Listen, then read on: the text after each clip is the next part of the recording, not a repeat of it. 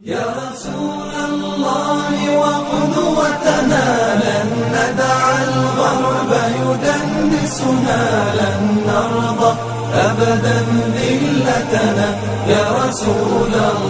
قریش مکہ کی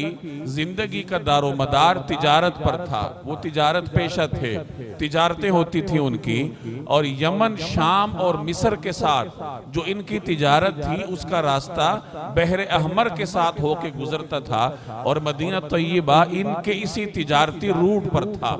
مدینہ منورہ میں مسلمانوں کی مضبوطی کا یہ مطلب تھا کہ قریش مکہ کا یہ تجارتی روٹ خطرے میں پڑ جاتا، اور بعض مورخین نے لکھا ہے کہ 2.5 لاکھ اشرفیاں سالانہ یہ قریش مکہ کا تجارتی حجم تھا اس راستے سے، کہ 2.5 لاکھ اشرفی سالانہ وہ اس تجارتی روٹ سے کمایا کرتے تھے. تو مسلمانوں کا اس علاقے میں مضبوط ہونا ان کے لیے معاشی طور پر موت کے مترادف تھا. اس لیے قریش نے ہجرت کے فوراً بعد آغاز ہی سے کوششیں شروع کر دی کہ مسلمانوں کو کسی طریقے سے مدینے سے نکلوایا جائے. اب حرم میں حضرت سعد کا سامنا ابو جہل سے ہوا، اسلام کا بدترین دشمن تھا، اور اس سے یہ ہضم نہیں ہو رہا تھا کہ مسلمانوں کو مدینہ کی شکل میں ایک ٹھکانہ کیوں ملا،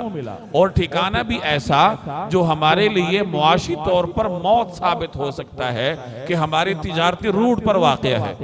تو ابو جہل نے حضرت سعد کو مخاطب کر کے کہا کہ ہمارے علاقے سے جو بے دین گئے ہیں،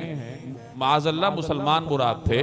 تم نے ان کو اپنے ہاں پناہ دے رکھی ہے، اور تم یہ سمجھتے ہو کہ تم بڑے اطمینان کے ساتھ طواف کرو گے ہمارے ہاں آ کر.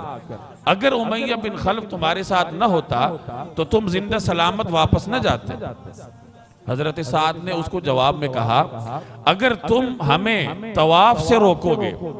تو ہم تمہیں اس سے بڑھ کر ایک چیز سے روکیں گے جو تمہارے لیے اس سے بھی بڑھ کر ہے، اور وہ یہ ہے کہ ہم تمہارا تجارتی راستہ کاٹ دیں گے. ہم تمہارے تجارتی روٹ پر ہیں، اگر تم ہمارے ساتھ دشمنی کرو گے، ہمیں طواف سے روکو گے، مکہ سے روکو گے، تو پھر تم خیر و عافیت کے ساتھ اپنے تجارتی سفر کیسے کرو گے؟ تو اس ملاقات میں حضرت سعد نے ابو جہل کو جو دھمکی دی تھی کہ ہم تمہارا تجارتی روٹ کاٹ دیں گے، اس سے آپ اندازہ لگا سکتے ہیں کہ اہل مکہ کے لیے یہ تجارتی روٹ کس قدر اہمیت کا حامل تھا. چنانچہ نبی کریم صلی اللہ علیہ وسلم نے ہجرت کے بعد اہل مکہ کے تجارتی روٹ پر جو مختلف قبائل آباد تھے ان کے ساتھ دوستانہ معاہدات کیے. جو مسلمانوں کا مسلح گشت تھا اس تجارتی روٹ پر، اس سے 2 بڑے مقاصد مسلمانوں نے حاصل کیے کہ ایک تو اس تجارتی روٹ پر واقع مختلف قبائل کے ساتھ مسلمانوں کی دوستی ہوئی.